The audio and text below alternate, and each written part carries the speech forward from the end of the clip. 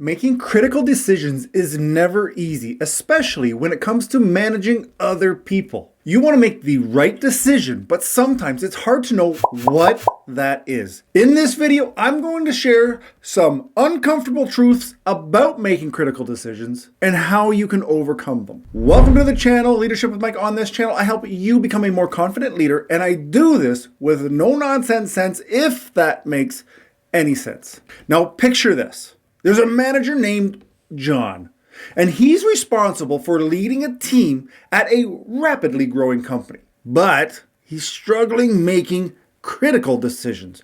John is scared of making the wrong choice and hurting the company and his team. And this fear has caused him to hesitate and not make the best decisions. As a result, his team is not performing as well as it could or should, and the company is not reaching their full potential. Does this sound familiar? Now, John knew he needed some help, so he reached out to a mentor of his and he learned the following. Okay, before we get into what John actually learned, if you need help with making decisions, in the description, you can download my free guide to helping you make important decisions. Get your hands on this valuable tool for decisive thinking and stop struggling with making big choices. Okay, what do we need to know? What does John need to know? First, making critical decisions is never easy. It doesn't matter how many decisions you make, you're always going to be struggling. You're always going to be concerned if you're making the right decisions. You also need to know that you are not ever going to please everyone, and you need to be okay with it. You need to know who it is that you need to please, outside of yourself, of course, but you have to have a level of importance. People's opinions, they're like assholes.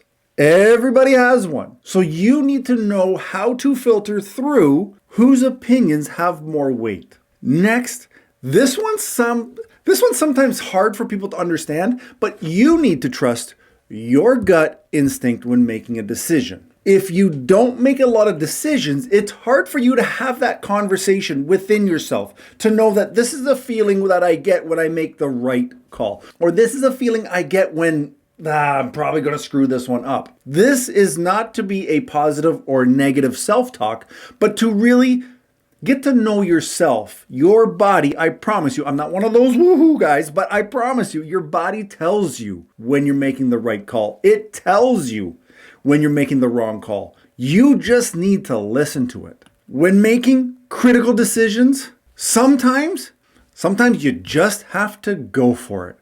Sometimes you have to throw what is called the Hail Mary, also known as the Al Bundy. For those who are not old enough to remember Married with Children, do yourself a solid. Educate yourself on Mr. Al Bundy. Sometimes big decisions, and forgive how I say this, but sometimes you just got to get the balls to do it. You just have to get the to say, screw it, we're going to give it a shot. I want you to understand that there's not always a right or wrong answer. And how this happens is if you've done your research, if you've looked into, you've done your gut check, and all of the signs lead to, we should do this, then that, in that moment, is the right decision. The moment that decision's made, it is possible that new information comes to you. It is possible that this information tells you what you did was wrong. It was the wrong choice. And that's okay, because as leaders, we need to be able to take the information and make the best decision for ourselves, for our team, for the organization that we can at the time. When new information comes, we need to be able to understand it could change our direction.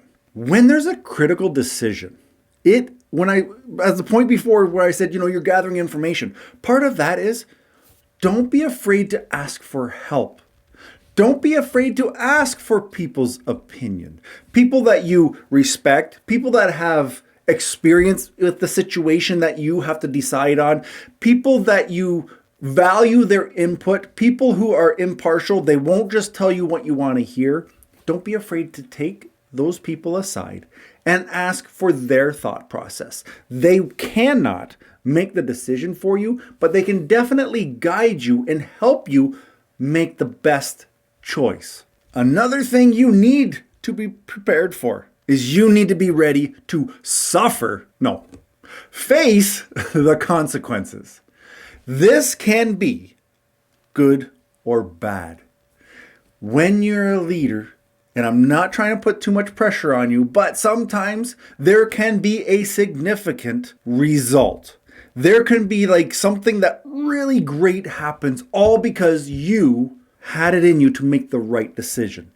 But if we make the wrong decision, we need to take that one on the chin. We don't get to pass the buck off. We don't get to blame somebody else or the environment or I didn't have the right information. We need to take it on the chin because we are leaders, because we take control of our own actions, and that's what we expect of our teams. We need to take it. So good or bad. That said, if you've made a bad decision or the wrong decision, make sure you turn it into a win. And how you do that is you learn from your mistakes. You take a moment, and you'll see this if you download the PDF, but you can take a moment and break it down into what went right, what went wrong, and why. Back to our friend John. When he spoke with his mentor, when he received guidance, John would have felt much better equipped to handle future critical decisions. John was no longer afraid to make the choice, and his team began to see positive results. You see, John has learned from his mistakes and he has grown as a manager. From this point moving forward, John has the confidence to make decisions that will lead his team to success. But here's the thing, the story doesn't end there. John also has to figure out how to deal with some difficult employees. And if you have some staff that are busting them, in this video, I share how you can handle difficult employees without losing your cool. So get your coffee. I'll see you there.